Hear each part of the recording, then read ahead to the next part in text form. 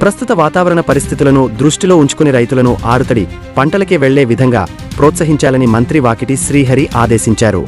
బుధవారం వనపర్తి జిల్లా కలెక్టరేట్లోని సమావేశ మందిరంలో నిర్వహించిన సాగునీటి సలహా మండలి సమావేశంలో మంత్రులు వాకిటి శ్రీహరి, జూపల్లి కృష్ణారావులు ముఖ్య అతిథులుగా పాల్గొని రైతులకు సాగునీరు అందించేందుకు గల అవకాశాలపై ఉమ్మడి జిల్లాల శాసన సభ్యులు, జిల్లా కలెక్టర్లు, ఇరిగేషన్ వ్యవసాయ శాఖ అధికారులతో సమీక్షించారు. ఎల్నినో కారణంగా కరువు పరిస్థితులు ఉమ్మడి జిల్లా పరిధిలోని జూరాల, నెట్టెంపాడు, కోయిల్ సాగర్, ఆర్డీఎస్, కేఎల్ఐ, భీమా తదితర ప్రాజెక్టుల్లో ప్రస్తుత నీటిమట్టం రాబోయే రోజుల్లో తాగు అవసరాలకు సంబంధించి నీటి నిల్వలపై నీటిపారుదల శాఖ, వ్యవసాయ అధికారులతో కలిసి మంత్రులు చర్చించారు. అదేవిధంగా రాబోయే రోజుల్లో రైతులకు సాగునీటి విడుదలకు సంబంధించిన సాధ్యాసాధ్యాలపైన కూడా చర్చించి పలు సూచనలు చేశారు. నీటిపారుదల శాఖ అధికారులు మాట్లాడుతూ, ప్రస్తుతం ఎగువన ఉన్న ప్రాంతాల్లో వర్షాలు కురిసిన నేపథ్యంలో అక్కడి నుంచి వరద రావడం వల్ల ప్రస్తుతానికి మన వద్ద ఉన్న ప్రాజెక్టులు నింపుకోవడం జరిగిందని తెలిపారు. రాబోయే రోజుల్లో ఎగువ ప్రాంతాల నుంచి అనగా ఆల్మట్టి, నారాయణపూర్ ప్రాజెక్టుల నుంచి నీటి విడుదల జరిగితేనే మనం రైతులకు నీళ్లు ఇవ్వడానికి అవకాశం ఉంటుందని వివరించారు. అక్కడి నుంచి నీటి ప్రవాహం రాకపోతే సాగు కోసం నీరు విడుదల చేయడానికి అవకాశం ఉండదని తెలిపారు. ప్రస్తుతానికి ఆయా ప్రాజెక్టుల నుంచి నీటి విడుదల ఆపివేయడం జరిగిందని తెలిపారు. ఈ సందర్భంగా మంత్రి వాకిటి శ్రీహరి మాట్లాడుతూ, జిల్లాలోని నీటిపారుదల ప్రాజెక్టులకు ఎంత నీరు వస్తున్నాయి, ఎంత వదులుతున్నామనే విషయాలని ఎప్పటికప్పుడు ప్రజలకు తెలియజేయాల్సిన బాధ్యత సంబంధిత అధికారులపై ఉందని స్పష్టం చేశారు. అధికారులు జవాబుదారీతనంతో ప్రజలకు అన్ని వివరాలను, వాస్తవాలను తెలియజేయాలని సూచించారు. ప్రస్తుతం వర్షాభావ పరిస్థితులు నెలకొనడం, కరువు పరిస్థితులు ఉన్న నేపథ్యంలో రైతులకు మనం ఏమి ఇవ్వగలమో అదే చెప్పాలని వివరించారు. రైతుల ప్రయోజనాల కోసం ప్రస్తుత పరిస్థితులను దృష్టిలో పెట్టుకుని వారు ఆరుతడి పంటలు వేసుకునేలా ప్రోత్సాహం కల్పించాలన్నారు. నీటికి సంబంధించి ప్రస్తుతం ఇబ్బందులు ఉన్న నేపథ్యంలో వరి పంటకు పోకుండా వారికి అవగాహన కల్పించాలని తెలియజేశారు. ఎగువ ప్రాంతాల నుంచి నీటి ప్రవాహం వచ్చినప్పుడు రైతులకు తగినంత సాగునీరు అందించడానికి చర్యలు తీసుకోవాలని, ఒకవేళ ఇన్ఫ్లో తగ్గిపోతే ఆన్ అండ్ ఆఫ్ పద్ధతిలో రైతులకు నీళ్లు ఇవ్వాల్సి ఉంటుందని తెలిపారు. అదేవిధంగా రైతులకు ఆరుతడి పంటలు వేసుకునే విధంగా పూర్తిస్థాయిలో ప్రచార కార్యక్రమాలు నిర్వహించి అవగాహన కల్పించాలని ఆదేశించారు. జూరాల ప్రాజెక్టు సామర్థ్యం 9 టీఎంసీలు కాగా గతంలో రీజనరేటెడ్ నీటి సౌకర్యం ఏ విధంగా ఉండేది, ఇప్పుడు ఏ విధంగా ఉందనే విషయాన్ని ఆరా తీసి దానిపై పూర్తి డేటాను వీలైనంత త్వరగా సమర్పించాలని ఆదేశించారు. రైతులకు మినుము, వేరుశనగ, ఆయిల్ పామ్ పంటలపై పూర్తి స్థాయిలో ప్రచారం కల్పించి అవగాహన కల్పించాలన్నారు.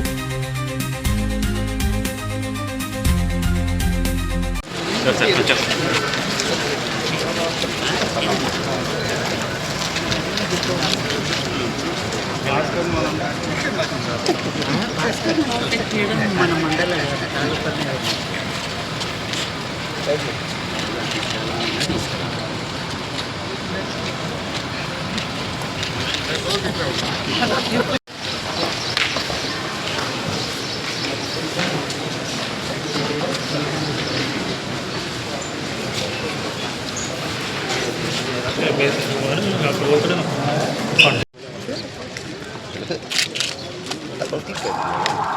డబల్ క్లిక్ పెట్టినా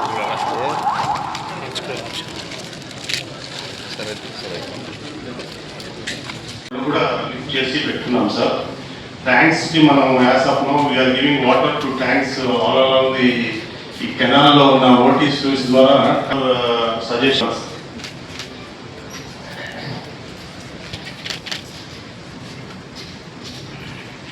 గౌరవ శాసనసభ్యులు మేఘారెడ్డి గారు, వంశకృష్ణ గారు, కృష్ణమూరెడ్డి గారు, సెప్టెంబర్లో ఎంత వస్తుంది, అక్టోబర్లో ఎంత వస్తుంది, మన దగ్గర టాప్ ఉంది. సో ఎల్లిలో దీనివల్ల కొంచెం వర్షాలు తగ్గితే ఏమొస్తుంది అది మనకు రేట్ రిపోర్ట్ చెప్తుంది. దాంతో పాటు 5 లక్షల ఎకరాలకు నీళ్ళు ఇచ్చిన కదా ఇండియా. సో మా లెక్క ఇక్కడ ఇస్తాయి. నాకు సిస్టమ్ ఇస్తే అంటే వాళ్ళు ఏదైనా వేసుకోరు రైతులు, అంటే వరి వేసుకుంటే ఇబ్బంది అవుతుంది. నా మాట వాస్తవం. ఈ ఆర్గానిక్ పంటలకైతే మనం కొంత మేలు చేస్తే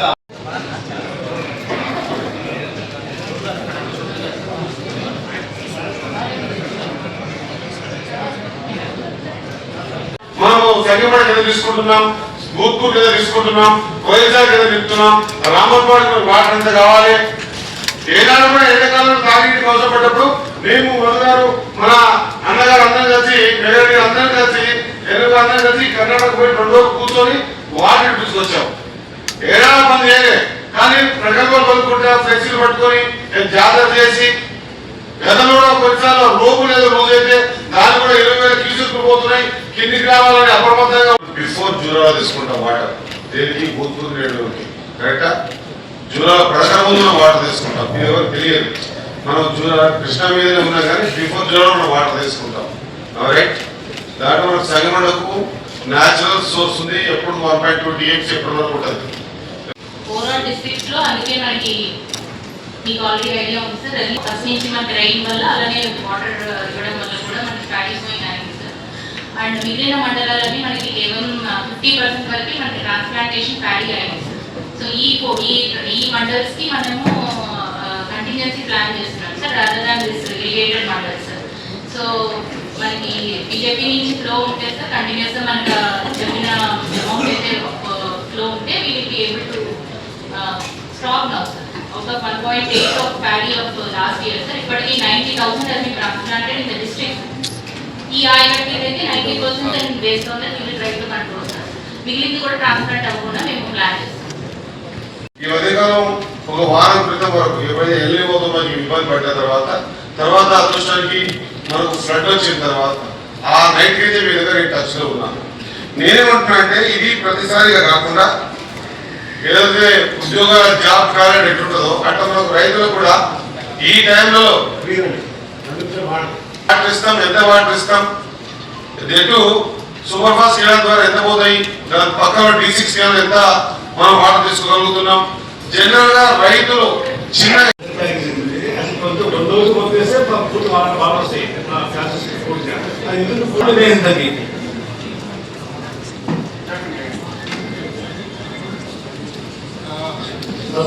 ఇప్పుడు కనీసం ఆ రైతులకు బోర్డు రీఛార్జ్ కానీ పశువుల నీళ్ళ కానీ దాని వస్తామండి అనుకోదండి.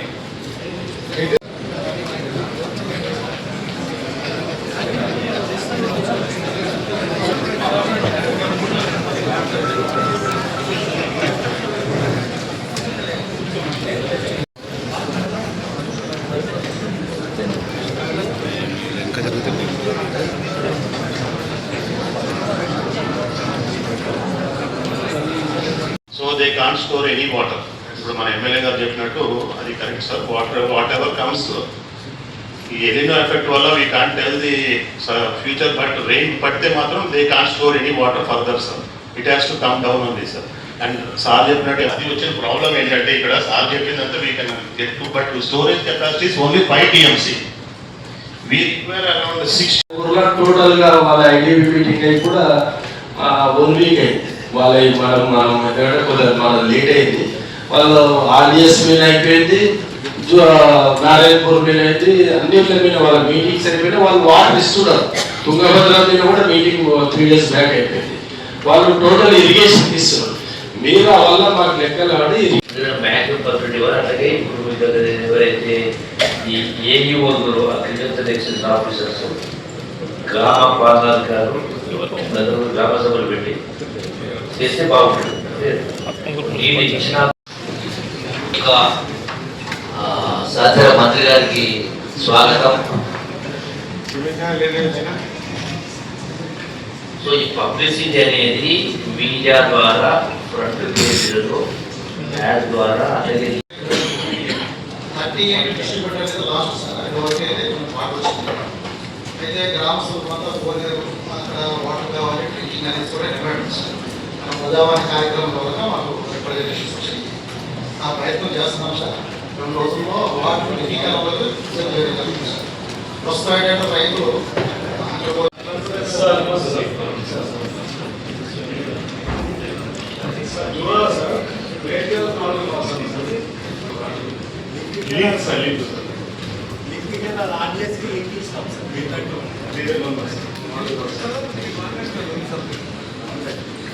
కాదు సార్, మాకు ఎందుకు కదా కనీసం పశువులకి ఆ నీళ్ళు గోడ రీఛార్జ్కి దానికి వాళ్ళకన్నా ఉపయోగపడుతుంది. ఇంకెక్కడ ఇవ్వలేము మనం ఈ మంత్లో. మనం ఎప్పుడు లాస్ట్ లో మన క్రాప్స్ అయిపోయాక మన రైతు తీసుకోవాలనే మాట్లాడారు. ఎందుకంటే ఇన్ఫర్మేషన్ ఒకటి వస్తుంది, బయట అర్థాలు ఒకటి ఉంది. చాలా మంది ఇన్ఫర్మేషన్ లేకుండా మాట్లాడుతున్నారు. రేపు కూడా నిన్న మాట్లాడితే ఎక్కడ వాటర్ ఉంది ఎక్కడ చెప్పలేని పరిస్థితుల్లో ఉంటున్నారు. కాబట్టి ప్రాబ్లం ఎమ్మెల్యేస్ అనుకుంటే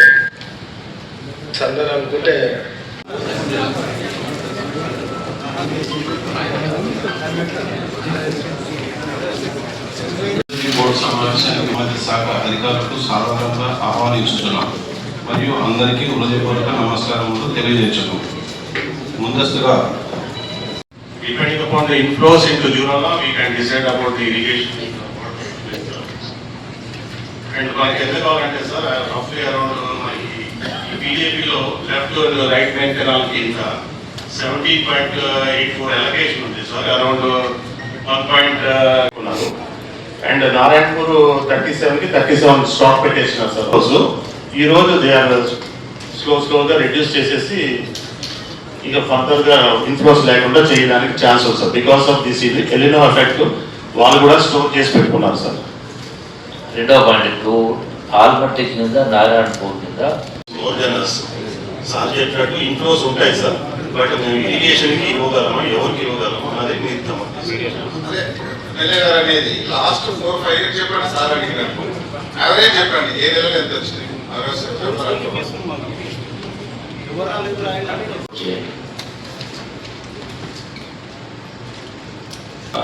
మరి లాస్ట్ టైంకి వెళ్ళి కూడా అంటే మనకి ఇన్ఫ్లోస్ వచ్చింది లాస్ట్ ఇయర్.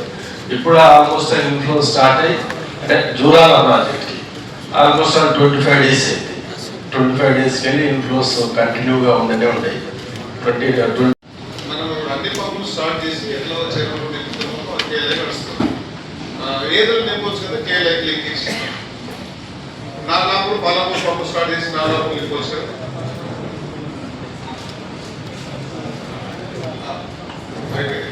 డ్యామ్ సెంటర్ ఇచ్చింది కదా ఇచ్చినారు సార్, కొంచెం ఆ డిస్ట్రిబ్యూటర్ పై నుంచి ఫిల్అప్ చేయడం కొంచెం టైట్ కావాలి సార్. మీరు చెప్తున్న ఏదో 60,000 చేశారు. అంటే 2.6 TMC 2.6 TMC till 2000.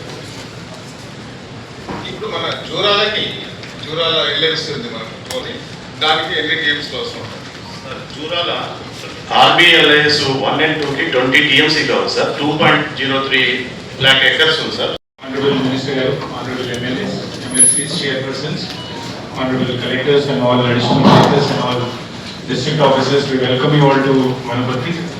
Sir, in meeting the Irrigation Advisory Board meeting for West Nagar District, Irrigation Department, Convening Department ఉంది సార్. దీంట్లో all SCs అందరు ఇక్కడ వచ్చి ఉన్నారు, వాళ్ళ DEs and EEs కూడా అవైలబుల్ ఉంది సార్.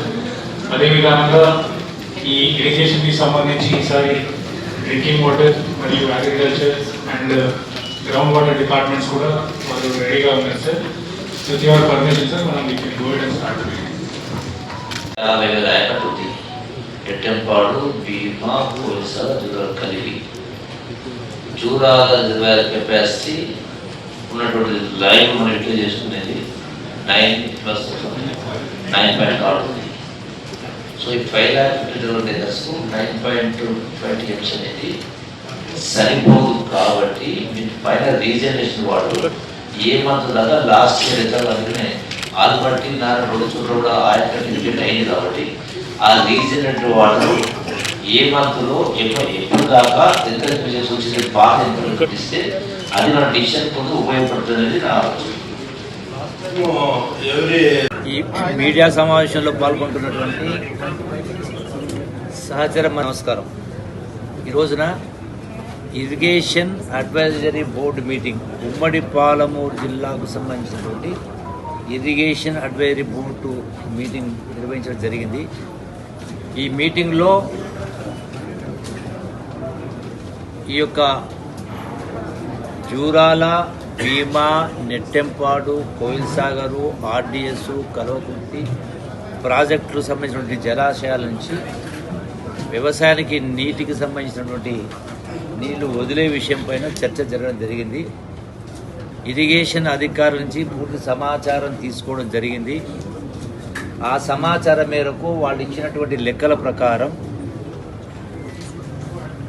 దురదృష్టవశాత్తు ఈ యొక్క ఎల్నినో కారణంగా యావత్ ప్రపంచంలో, దేశంలో, రాష్ట్రంలో, మన జిల్లాలో కూడా ఈ ఎల్నినో ప్రభావం వల్ల గతంలో కురిసినట్టుగా వర్షాలు కురవని కారణంగా ఒక కరువు పరిస్థితి ఏర్పడ్డది. అదృష్టం కొద్దీ కొంత ఈ మధ్య కాలంలో కర్ణాటక, మహారాష్ట్రలో వర్షాలు కురిసిన కారణంగా కొంత జూరాలకు నీళ్లు వచ్చినాయి. తద్వారా శ్రీశైలం ప్రాజెక్టు కొన్ని నీళ్ళు రావడం జరిగింది. అయితే కొన్ని నీళ్ళు వచ్చినా కూడా ఈ యొక్క వర్షాకాలం పంట 4 మాసాల పంట పండాలి అంటే మరి డిసెంబర్ వరకు పంటలు ఉంటాయి. ఈ డిసెంబర్ వరకు నీళ్ళు ఇవ్వాలంటే మళ్ళీ వర్షాలు వస్తే తప్ప డిసెంబర్కు నీళ్ళు ఇస్తామా ఇవ్వలేమా అన్నట్టు ఒక సందిగ్ధ పరిస్థితి నెలకొన్నది. ఈ పరిస్థితుల్లో ఇరిగేషన్ అధికారులు ఇచ్చిన లెక్కల ప్రకారం, జలాశయాల్లో ఉన్నటువంటి నీటి ప్రకారం మరి ఎల్నినో ప్రభావం వల్ల వర్షాలు రాకపోతే ఏం జరుగుతుందని వాళ్ళు ఇచ్చిన గత లెక్కల ప్రకారం చూసినప్పుడు రైతుల శ్రేయస్సు దృష్ట్యా, రైతుల భవిష్యత్తు కోసం వీలైనంత వరకు రైతులు ఆరుదడి పంటలు వేసుకుంటే నష్టపోకుండా ఉండే పరిస్థితి వాతావరణం ఉంది. కాబట్టి సరే, బావుల కింద, బోర్ల కింద కొంత వేసుకునే వాళ్ళు వరి పంట వేసుకోవచ్చు. మిగతా రైతాంగానికి ఈ ఉన్నటువంటి వాస్తవ పరిస్థితుల దృష్ట్యా ఆరుదడి పంటలు వేసుకుంటే రైతులకు శ్రేయస్కరంగా ఉంటుంది. కాబట్టి భవిష్యత్తులో ఒకవేళ ఇంతటితో వర్షాలు ఆగిపోయి భవిష్యత్తులో రాకపోతే మళ్ళీ ఇంకా 3 మాసాలు నీళ్ళు ఇవ్వాలంటే జూరాలలో ఉన్నటువంటిది కేవలం 9 టీఎంసీ రిజర్వాయర్. దాన్ని మనం వాడుకోగలిగింది కేవలం 7 టీఎంసీ. ఇందులో మళ్ళీ తాగునీటి అవసరాల కోసం సుమారుగా మళ్ళీ ఒక 2 టీఎంసీ నీళ్ళు వదిలిపెట్టాలి, వచ్చే జూన్ మాసం వరకు ఉండాలి. అట్లాగే శ్రీశైలం ప్రాజెక్టు సంబంధించి కూడా శ్రీశైలం ప్రాజెక్టులో కొంత నీరున్నా మళ్ళీ అక్కడి నుంచి నాగార్జున సాగర్ కింద కూడా ఆయకట్టు ఉంటుంది. అట్లాగే అటు ఆంధ్ర ప్రాంతంలో వాళ్ళు మోటార్ లాంచ్ చేయడము, రకరకాల లిఫ్టులు, అట్లాగే ఇవన్నిటి కారణంగా దృష్టిలో పెట్టుకొని మనం 100% చివరి వరకు పంట వరకు మొత్తం నీళ్లు ఇవ్వగలమని చెప్పే పద్ధతి లేని కారణంగా రైతుల్ని ఆరుదడి పంటలు వేసుకోమని చెప్పని విజ్ఞప్తి చేస్తాను. వాళ్ళ మంచి కోసమే మళ్ళీ పొద్దున నీళ్లు వర్షాలు రాకపోతే పంటకు పోతే పెట్టిన పెట్టుబడి నష్టం జరిగే ప్రమాదం ఉంది. కాబట్టి ఆ జాగ్రత్తలు తీసుకోవాల్సిందిగా రైతులకు విజ్ఞప్తి చేస్తూ ప్రభుత్వ పరంగా ఇతరత్రా ఉన్నటువంటి పెండింగ్ ఏవైతున్నాయో వాటిని కూడా పూర్తి చేసే కారణం జరుగుతుంది. ఈ యొక్క పాలమూరు రంగానికి సంబంధించి కూడా వాటిపైన కూడా చర్చ తీసుకోవడం జరిగింది. దాని ద్వారా కూడా అటు నార్లాపు రిజర్వాయర్ కావచ్చు, వట్టెం రిజర్వాయర్ కావచ్చు, ఏదు రిజర్వాయర్ కావచ్చు నింపి దాని ద్వారా కూడా ఈ కలవకుర్తి కూడా కొంత నీటిని సపోర్ట్ చేసే పద్ధతిలో ప్రయత్నం చేస్తూ ఉన్నాం. కాబట్టి ఈ మొత్తం పైన ఏదేమున్నా ఒక సందిగ్ధ పరిస్థితి ఉన్న కారణంగా రైతులకు ఆరుదడి పంటలు వేసుకోమని చెప్పని విజ్ఞప్తి చేస్తా ఉన్నాం. Thank you. ప్రస్తుతం రైతాంగం ఏ విధంగా పంటలు ఇవ్వాలి మీరు మాట్లాడిన అంశానికి సంబంధించి గడిచిన 10 సంవత్సరాల పాటు బీఆర్ఎస్ పార్టీ ప్రభుత్వం అధికారం ఉన్నది. 10 సంవత్సరాల పాటు అధికారులు ఉన్నా కూడా దానికి నికర జలాల కేటాయింపు తీసుకురాలి. నెంబర్ 1. నెంబర్ 2, 75,000 కోట్ల ప్రాజెక్టుకు 20,000 కోట్లు ఖర్చు పెట్టి జాతికి అంకితం చేస్తూ మాట్లాడినట్టు అది కూడా శుద్ధాపరచాలి. దానికి తోడు ఉన్న నీటిని, మనకున్న హక్కుల్ని గడిచిన 10 సంవత్సరాల పాటు అంటే అంతర్జాతీయ జల సూత్రాల ప్రకారం నీటి పరివాహక ప్రాంతంలో ఏ ప్రాంతం ఉంటే ఆ ప్రాంతానికి నీళ్ళు ఇవ్వాలనేది అంతర్జాతీయ న్యాయసూత్రం, జాతీయ న్యాయసూత్రం కూడా. కృష్ణా నది పూర్తిగా జూరాల కాడ ఎంటర్ అయిన తర్వాత కృష్ణానది పరివాహక ప్రాంతం తెలంగాణలో 68.5% ఉంది, ఆంధ్రాలో 31.5%. అంటే ఆ నిష్పత్తి ప్రకారమే నీళ్లు వాడుకోవాలి.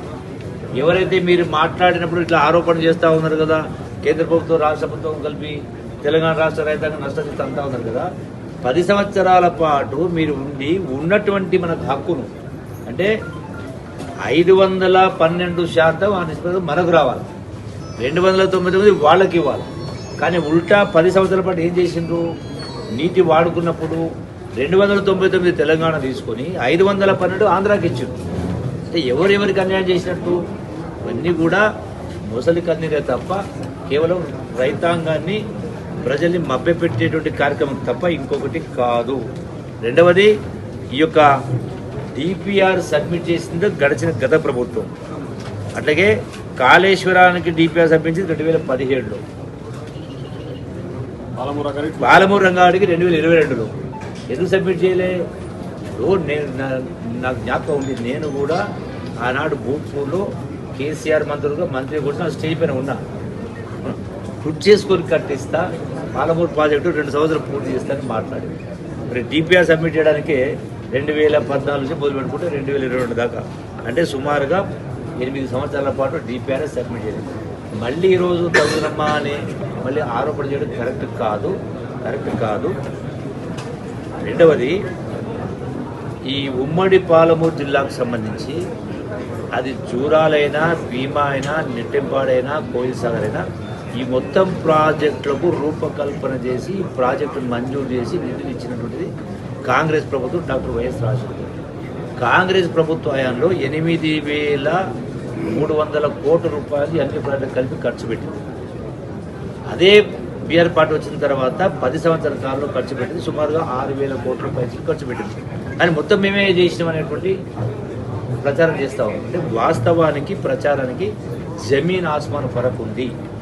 కాబట్టి ఇది అర్థం చేసుకోవాలని చెప్పని మనవి చేసుకుంటూ మరొకసారి రైతాంగానికి, రైతులు ఉన్నటువంటి ఆర్థిక పరిస్థితిలో ఇబ్బందులు ఉన్న తరుణంలో మళ్ళీ ఆర్థిక ఇబ్బందుల్లో కూరుకుపోతున్న ఉద్దేశంతో జాగ్రత్తలు తీసుకోండి చెప్పని ప్రభుత్వ పరంగా పాలమూరు జిల్లాకు సంబంధించినటువంటి గౌరవ సహచర మంత్రి గారు, సహచర శాసనసభ్యులు, జిల్లా కలెక్టర్ అందరూ కూడా రైతాంగానికి విజ్ఞప్తి చేస్తా ఉన్నాం. అందరికీ నమస్కారం.